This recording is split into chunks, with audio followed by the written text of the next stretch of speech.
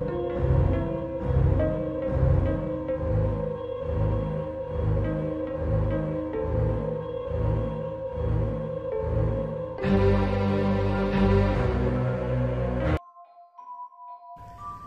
आल्यापासून आईबाबांच्या तब्येतीत चमत्कारिक सुधारणा झाली होती. बाबा तर कर्करोगाच्या शेवटच्या टप्प्यातील रुग्ण आहेत हे कुणाला सांगूनही पटलं नसतं. ते कधी कधी दिवसभर मळ्यात माझ्याच उमेदीने काम करायचे. सकाळची शाळा आटपून अनुष्का दुपारी घरी यायची, घर सांभाळायची. मग आम्ही संध्याकाळी आमच्या मळ्यात नदीवर फेरफटका मारायचो. मळ्यात मी टोमॅटो नंतर इतर अनेक नवनवीन प्रयोग करत होतो. कधी कोथिंबीर, कधी महागड्या एक्झॉटिक भाज्या, आणि कमाल म्हणजे दरवेळी बाजारात बंपर किंमत मिळायची. आता यामागे माझं नियोजन आहे की बांग्याची कमाल हे मात्र सांगता यायचं नाही. एक गोष्ट मात्र मी शिकलो की नीट मन आणि डोकं लावलं तर शेती इतका नफा देणारा दुसरा बिझनेस नाही. लोक उगाच आपल्या सोन्यासारख्या जमिनी विकून काही हजारांच्या नोकरीसाठी मुंबईची वाट धरतात. तिथे मी महिन्याला जितका कमावत होतो त्याच्या 10 पट अधिक इथे मजुरांना रोजंदारी द्यायचो. अनपेक्षित कारणामुळे डबघाईला आलेल्या वाडीतील अनेकांना आमच्या मळ्यामुळे कमाईचा नियमित स्रोत उपलब्ध झाला होता. त्या अमावस्येच्या मध्यरात्री बांग्याला सोनेरी केसांच्या बकऱ्याचा भोग चढवून दाराबाहेर पडलो. क्षणार्धात खोली धुराने भरून गेली. आत बकरोबाचा प्राणांतिक भयाने बेंबाटणं ऐकू आलं. गपकन बांग्याने झडप घेऊन त्याचा खेळ खल्लास केला. माझं काळीज दडपून गेलं. नैवेद्य मिळूनही आज बांग्या नेहमीसारखा खुश दिसेना. त्याचं नेमकं काय बिनसलंय हे कळत नव्हतं. तो माझ्याशी आधीसारखा खेळकर वागेना. नसेल त्याचा मूड असं स्वतःलाच बजावत मी वाड्याबाहेर आलो. जड कुलूप लावून दार बंद केलं आणि मागे वळलो. तोच पुढ्यात बाबरू भूतासारखा उभा, चोरी पकडल्याच्या आनंदात हसत असलेल्या हवालदारासारखा. साहेबानू, खरं खरं सांगा, नेमकं काय करताव तुम्ही इथं दर आमुषाला? त्याने विचारलं. तुला काय करायचंय? मी तुटकपणे म्हटलं. वाहत्या गंगेत हात धुवून घ्यायचेत. आता गपगुमान सांगा, नाहीतर सगळ्यांना जाऊन सांगीन तुम्ही इथं बसून अख्ख्या वाडीवर भानामती करताव ते. उगाच काय संबंध वाडी देशोधडीला लागली? बाबरूने धमकी दिली. मी एकदम सावध झालो. काही झालं तरी बांग्याचं रहस्य उघडकीस येऊ द्यायचं नव्हतं. मी नरमाईने घेत म्हटलं, भानामती येत असती तर मुंबई सोडून खेड्यात का आलो असतो बाबरू?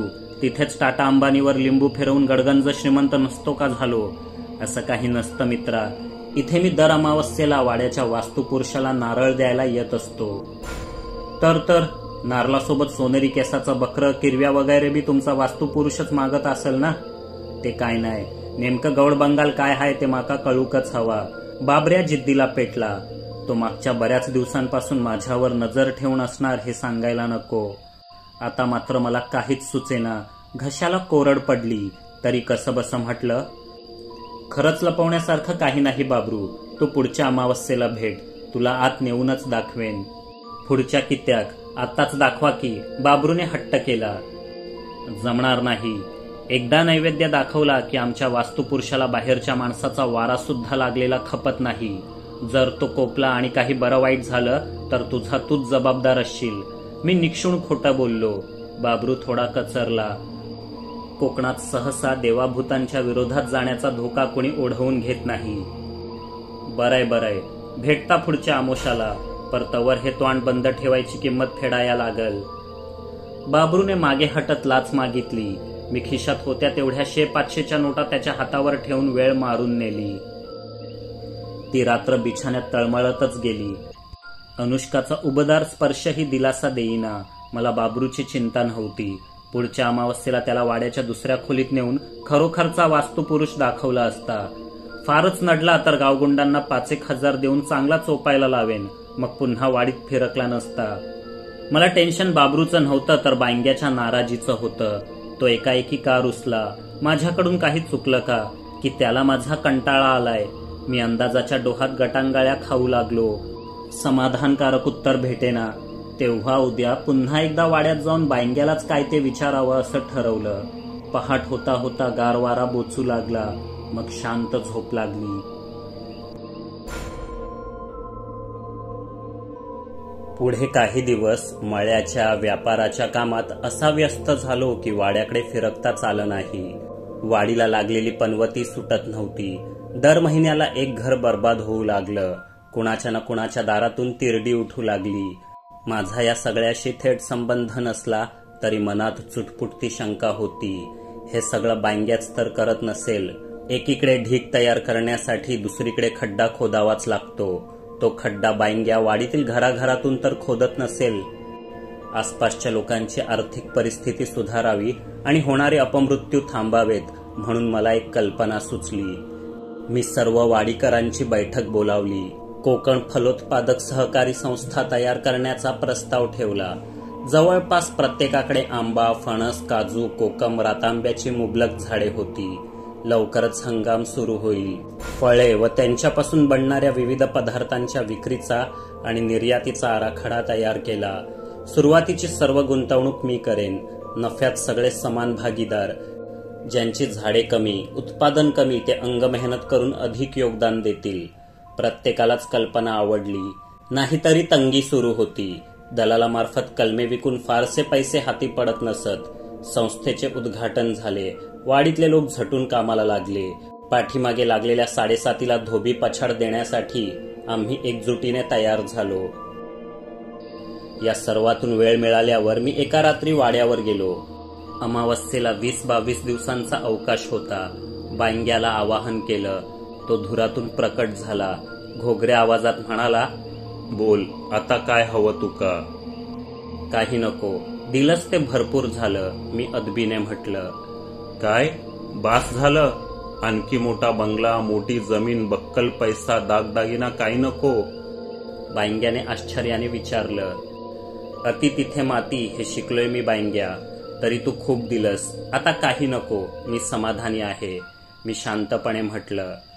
पर मागच्या 4-5 महिन्यात मी काय येऊ दिलं नाही तुका, मग भरपूर कसा झाला? बांग्या संशयाने विचारू लागला. मला धक्काच बसला. बांग्याचा वरदहस्त कायम डोक्यावर आहे, म्हणूनच शेती आणि शेअर मार्केटमध्ये मला घवघवीत यश मिळतंय, सहकारी संस्था आकारास येते असं वाटत होतं. पण इथे तर बांग्या आधीपासूनच रुसून बसलेला. कदाचित माझं लग्न झाल्यापासून. अनुष्काच्या धुंदीत मी त्याच्याकडे दुर्लक्ष केल्याचा राग तर आला नसेल त्याला. माझं सोड, तुझं काय बिनसलंय ते सांग, मी पुन्हा विचारलं. काय नाही बा, पर माका काहीतरी पाहिजे बघ, देशील? बांग्याने गूढ स्वरात विचारलं. तू मला इतकं दिलंस, मग मी का नाही देणार तुला? आजवर कधी कुठल्या अमावस्येला निराश केलंय का? मी म्हटलं. ता सगळा खरा रे, पर यावेळी मांजा निवत जरा यगला आहे. तुका अगदी जवळचा आहे. तुझी बायको अनुष्का, माका ती व्हई, तिची कवली हाडा चगलूक काय मजा येतली.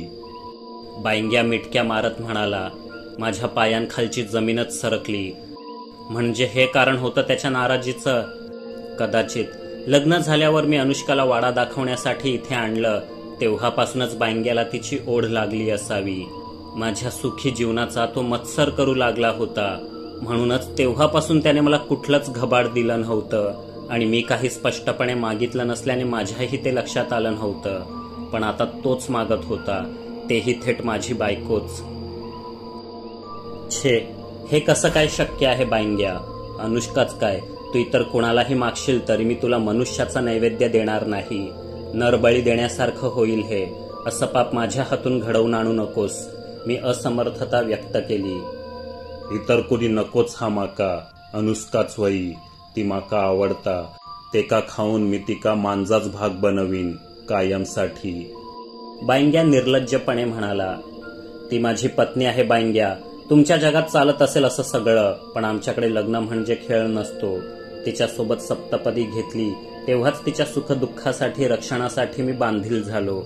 तू माझं आयुष्य बदललंस म्हणून मी तुझा ऋणी आहे आणि कायम राहीन. पण अनुष्कावर वाईट नजर ठेवलीस तर तुझा मुर्दा पाडायलाही मागे पुढे पाहणार नाही मी कडक आवाजात धमकी दिली. हे ऐकून बांग्या संतापण्याऐवजी खदाखदा हसू लागला आणि बराच वेळ हसतच राहिला. मग जरा भराने एकदम गंभीर होत म्हणाला. अनुष्का तुझ्या आयुष्यात आली ती माझ्या मुलंच, आणि मुर्दा पाडायची धमकी कुणास देता? भूता कधी मरत नाही येड्या. जा, आमोशापर्यंतचा येल देतय तुका. एक तर तिका माझ्या हवाली कर, नाहीतर पुन्हा भिकेला लागाया तयार राहू. एवढं बोलून बांग्या धुरात अंतर्धान पावला. आता पुढे कसं होणार या चिंतेत धडधडतं काळीज घेऊन मी वाड्याबाहेर पडलो.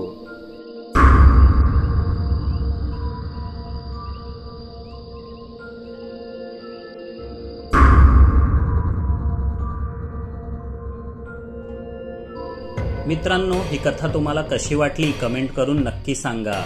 आणि हो, आपल्या मित्रांना शेअर करायला विसरू नका. एक लाईकही जरूर करा, त्यामुळे माझा लिहिण्याचा उत्साह वाढतो. नवीन कथा घेऊन लवकरच भेटू. तोपर्यंत इतर कथांचा आनंद घ्या. अजून केलं नसेल तर चॅनल सबस्क्राईब करा.